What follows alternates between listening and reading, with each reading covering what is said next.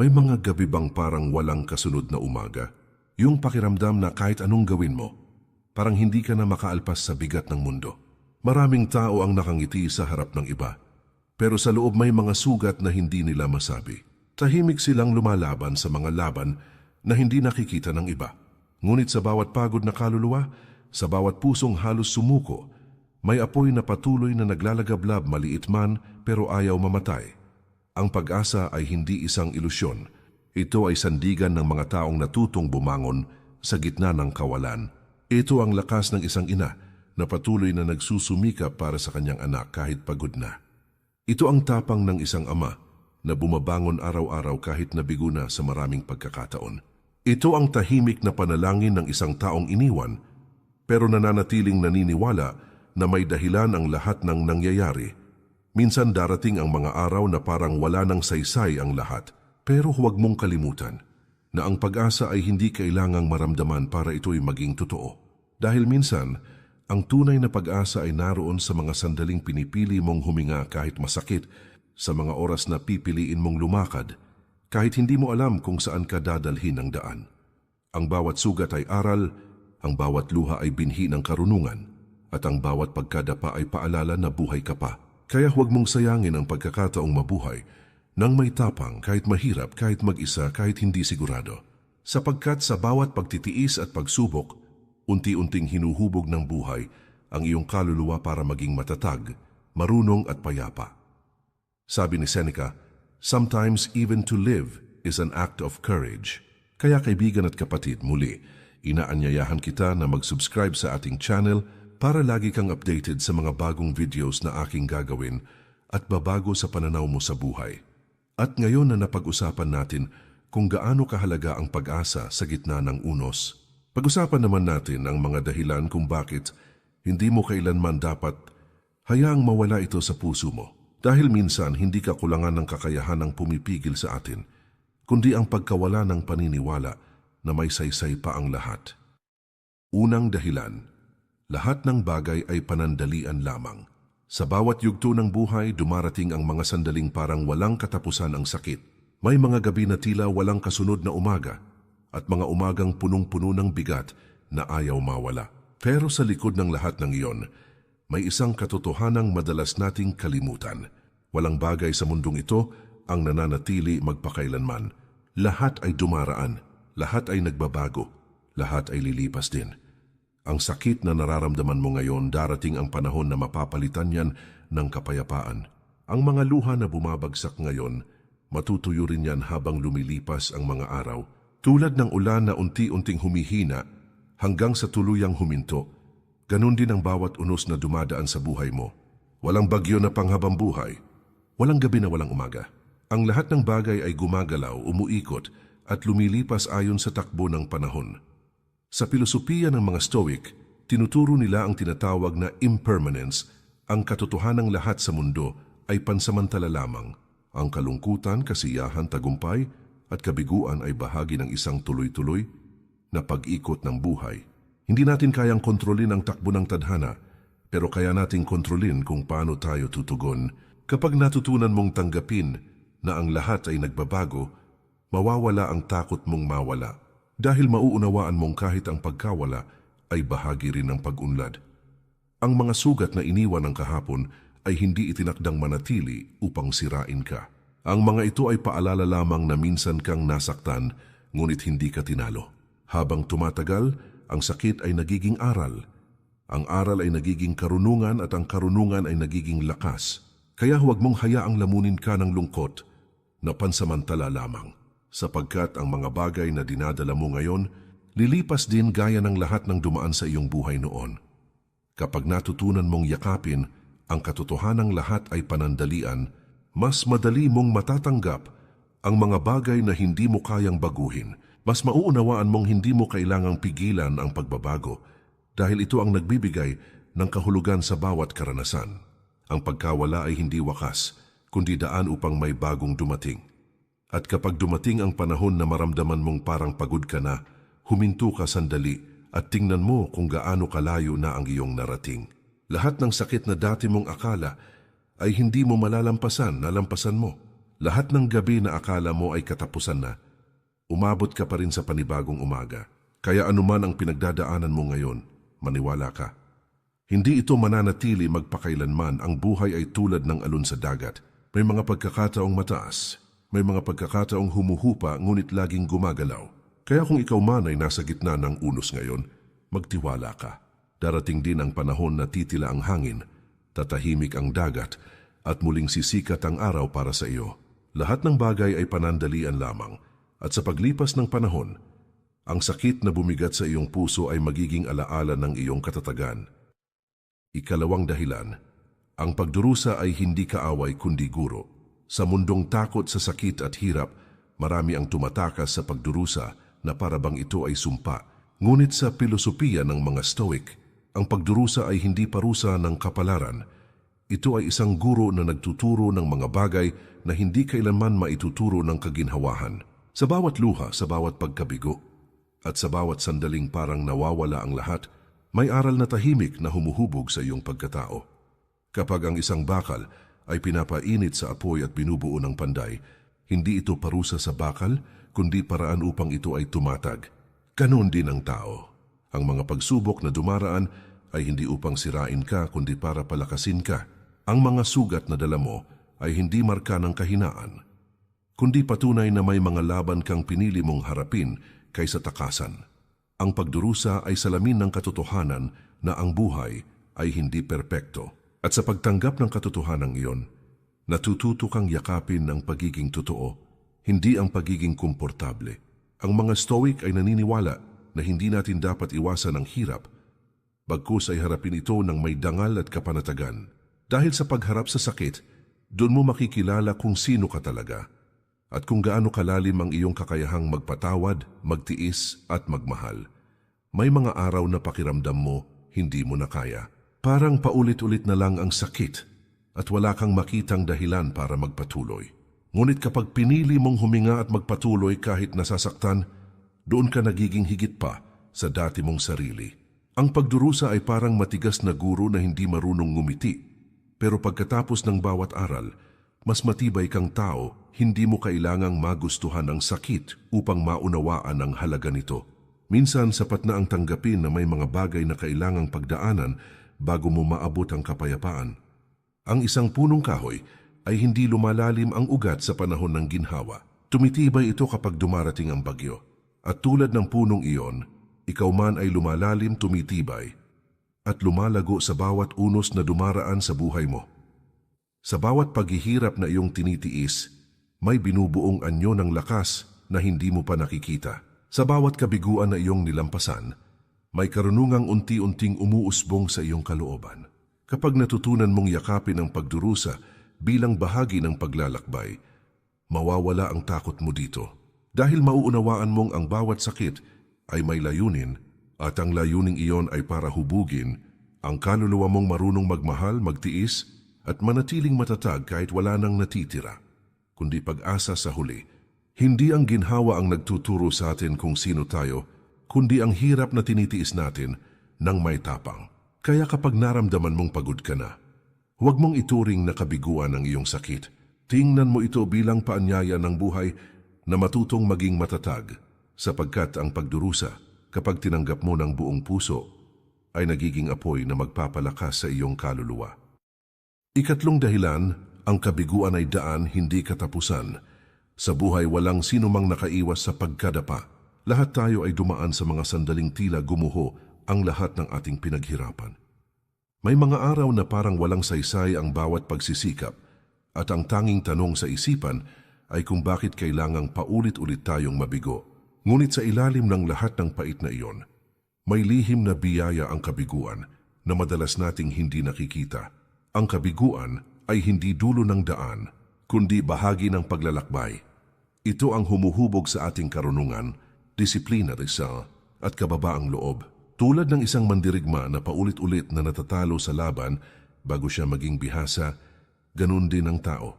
Ang kabiguan ay hindi hadlang sa tagumpay, kundi tulay patungo rito. Ang bawat pagkakamali ay pagkakataong matuto. Ang bawat pagkadapa ay paalala na hindi sapat ang galing, kundi kailangan din ang tiyaga. Sa mga Stoic, ang kabiguan ay itinuturing na neutral. Hindi ito mabuti o masama. Ang kahulugan nito ay nakadepende sa kung paano natin ito tinitingnan. Kapag tinanggap mo ang kabiguan bilang guro, mawawala ang takot mo rito dahil mauunawaan mong ang tunay na pagkatalo ay hindi ang pagbagsak kundi ang pagtangging bumangon. Ang isang stoic ay hindi natatakot matalo sapagkat alam niyang sa bawat pagkatalo may natututunang panibagong anyo ng lakas.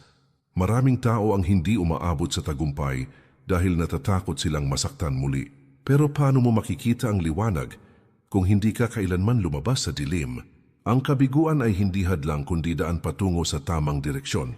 Kapag sarado ang isang pinto, marahil ay hindi dahil sa kasawian, kundi dahil may mas mabuting daan na inilaan para sa iyo.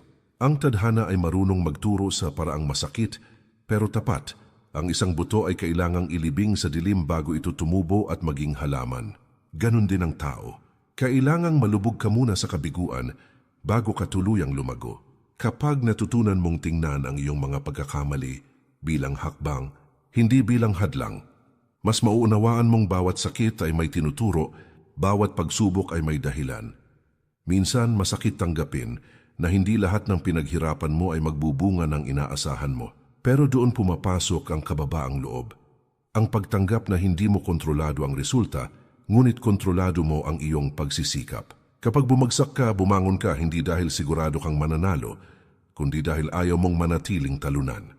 Dahil ang tunay na lakas ay hindi nasusukat sa dami ng tagumpay, kundi sa kakayahang bumangon pagkatapos ng bawat kabiguan. Ang bawat sugat na dulot ng pagkatalo ay magiging paalala ng iyong katatagan. Ang bawat luha na dumaloy dahil sa kabiguan ay magiging patunay ng iyong tapang. Sa bawat pagkakataong bumagsak ka pero pinili mong bumangon, unti-unti mong binubuo ang bersyon ng sarili mong kayang harapin ang anumang unos. Kaya huwag mong katakutan ang kabiguan, yakapin mo ito. Dahil sa sandaling tanggapin mo na ang kabiguan ay bahagi ng paglalakbay, doon mo mararanasan ang tunay na kalayaan. Ang kabiguan ay hindi wakas, kundi paanyaya. Paanyaya na mas kilalanin mo ang iyong sarili, mas palalimin ang iyong pasensya, at mas pagtibayin ang iyong loob. Sa dulo mauunawaan mong ang lahat ng sakit na minsang nagpahinto sa iyo ay siya ring nagturo kung paano ka dapat magpatuloy. Ika-4 na dahilan, ang maliit na pag-unlad ay mas malakas kaysa walang gawa. Maraming tao ang nawawalan ng pag-asa dahil iniisip nilang ang kanilang pagsusumikap ay maliit o walang epekto. Ang mundo ay mabilis at madali tayong mainggit sa tagumpay ng iba. Ngunit sa stoic na pananaw, hindi ang laki ng hakbang ang mahalaga, kundi ang tuloy-tuloy na kilos patungo sa layunin. Kahit ang pinakamaliit na pag-unlad, kapag ginagawa araw-araw, ay nagiging matibay na pundasyon para sa hinaharap. Ang tunay na pagbabago ay hindi laging dramatiko. Hindi ito palaging nakikita sa mata ng iba. Ang bawat maliit na hakbang, bawat simpleng desisyon na manatili sa tamang landas, ay nag-aambag sa isang malalim at pangmatagalang resulta. Parang tubig na patuloy na bumabagsak sa bato. Sa simula walang epekto, pero sa paglipas ng panahon, unti-unti nitong hinuhubog at binabago ang matibay na bato. Ganoon din ang bawat hakbang na ginagawa mo sa buhay, kahit gaano kaliit. Sa stoic na filosofiya, ang konsistensya at disiplinang iyon ay higit na mahalaga kaysa sa pansamantalang tagumpay. Ang mga dakilang tagumpay ay hindi lamang resulta ng talento o swerte, kundi bunga ng araw-araw na pagpili na gawin ang tama, kahit walang nakatingin, kahit walang nakakaalam. Ang maliit na hakbang na ginagawa mo ngayon ay maaring hindi ka pansin-pansin, pero unti-unti nitong binubuo ang katatagan, karunungan, at lakas na magdadala sa iyo sa mas malaking tagumpay. Minsan, nakakaramdam tayo ng pagkadismaya dahil ang buhay ay tila hindi sumusunod sa ating plano. Ngunit sa bawat maliit na pagbabago, sa bawat simpleng kilos ng pagpipigil sa sarili o pagpili ng tama, may binubuo kang mas malalim na pagkatao. Kapag pinagsama-sama ang bawat hakbang, masusukat mo ang epekto ng iyong pagpupunyagi. Ang mga Stoic ay naniniwala na hindi ang panlabas na resulta ang sukatan ng tagumpay, kundi ang pagsisikap na walang sawang ginagawa araw-araw kahit walang kasiguraduhan ng bunga. Huwag hayaan ang pakiramdam na maliit ang iyong kontribusyon upang mawala ng pag-asa. Ang bawat maliit na hakbang ay mahalaga. Ang bawat sandaling ipinili mong magpatuloy sa gitna ng pagod, pangamba at pagkabigo ay nagpapatunay na ikaw ay lumalaban para sa mas mabuting bersyon ng sarili mo. Sa huli, ang maliliit na hakbang na ito ay magkakabuo at magdadala sa iyo sa mas mataas na antas ng tagumpay at katahimikan sa buhay. Kapag natutunan mong pahalagahan ang maliit na pag-unlad, mawawala ang pangamba na hindi mo makakamit ang pangarap mo. Sapagkat bawat hakbang, gaano man kaliit, ay patunay ng iyong determinasyon, disiplina at lakas ng loob. Sa ganitong paraan, ang pag-asa ay hindi lamang ideya, kundi aktibong buhay na pinipili mong ipagpatuloy araw-araw hanggang sa makarating ka sa iyong destinasyon. Ika-5 dahilan, ang buhay ay may di nakikitang plano. Minsan tila ang lahat ng bagay sa ating paligid ay gulo, walang direksyon at puno ng kawalan ng pag-asa. May mga pagkakataon na tanong natin kung bakit tila paulit-ulit ang kabiguan at sakit. Ngunit sa mas malalim na pag-unawa, bawat pangyayari sa buhay ay bahagi ng mas malawak na plano na hindi laging nakikita sa kasalukuyan.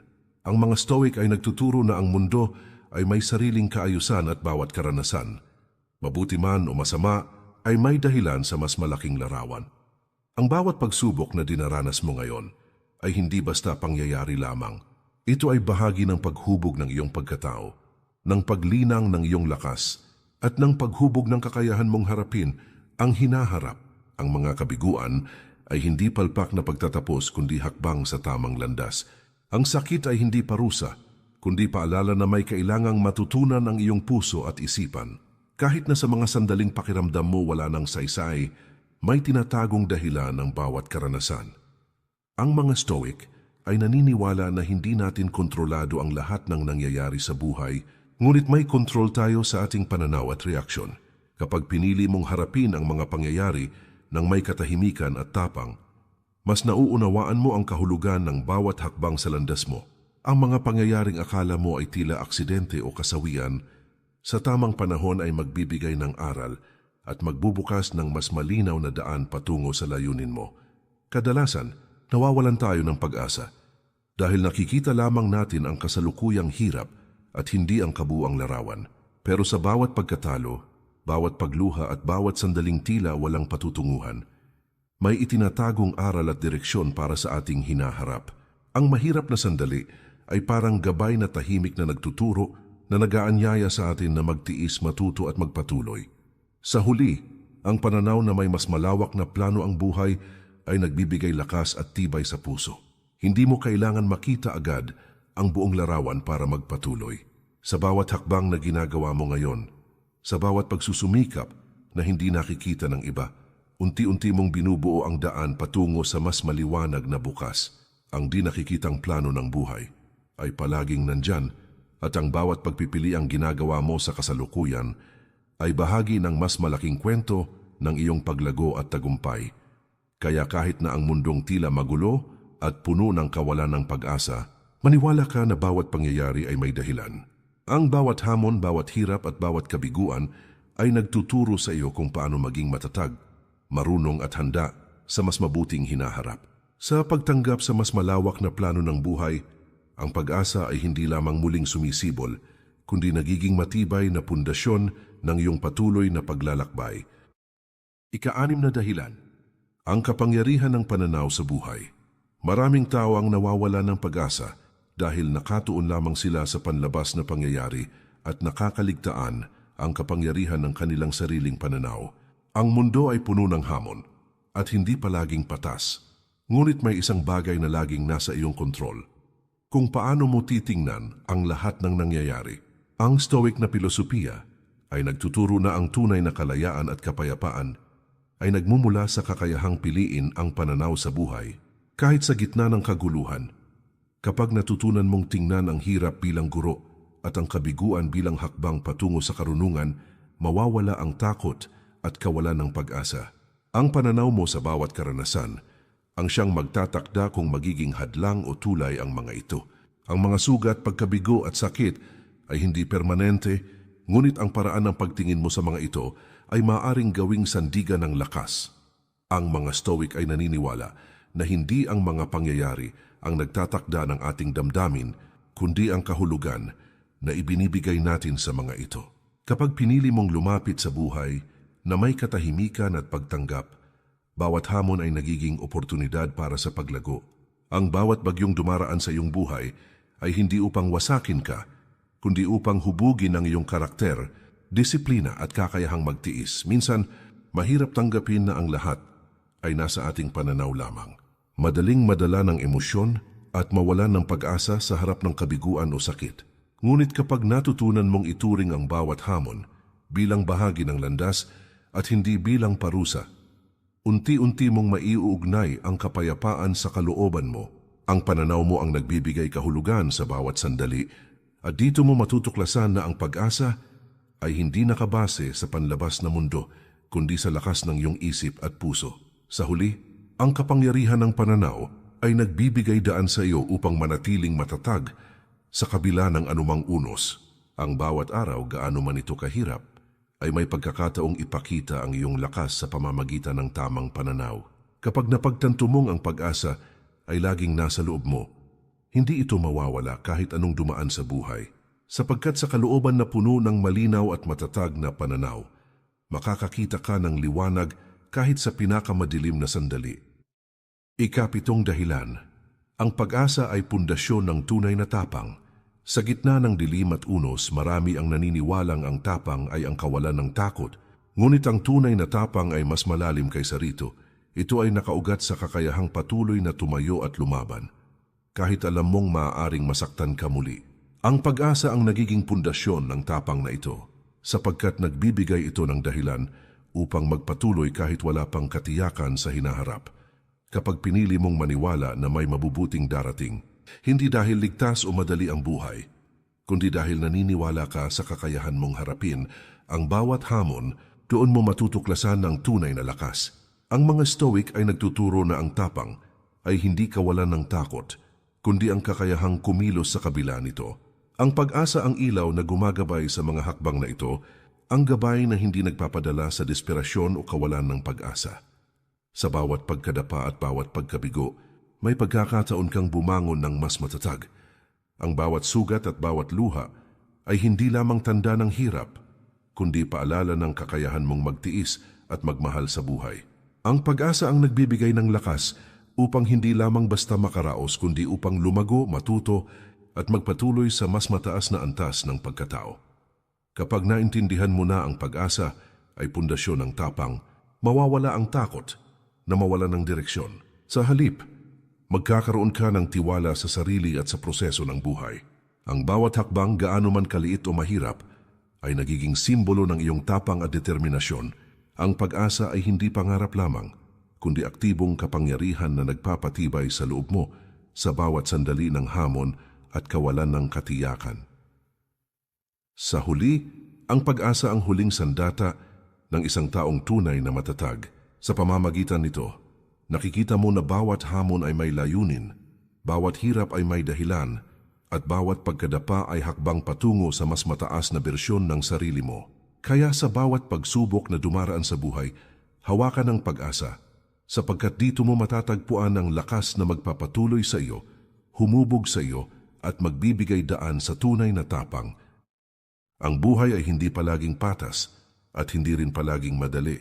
Ngunit ang tunay na katatagan ng isang tao ay nasusukat sa kakayahang magpatuloy kahit sa gitna ng dilim.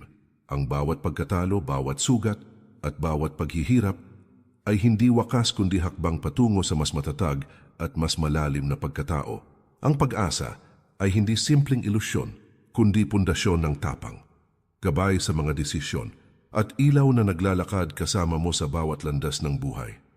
Kapag natutunan mong tanggapin ang hirap, yakapin ang pagbabago, at piliin ang pag-asa sa bawat sandali, matutuklasan mo ang tunay na kalayaan at kapayapaan sa kalooban mo. Ang bawat hakbang na ginagawa mo, gaano man kaliit o mahirap, ay nagbubukas ng bagong pinto patungo sa mas maliwanag at mas makabuluhang buhay. Kaibigan at kapatid, muli, inaanyayahan kita na mag-subscribe sa ating channel para lagi kang updated sa mga bagong videos na aking gagawin at babago sa pananaw mo sa buhay. Sa bawat video, sama-sama nating tuklasin ang mga aral, karunungan at lakas na magbibigay daan sa mas matatag, mas malalim at mas makahulugang buhay. Maraming salamat po. Mag-ingat po tayo palagi at kay Lord palagi ang papuri.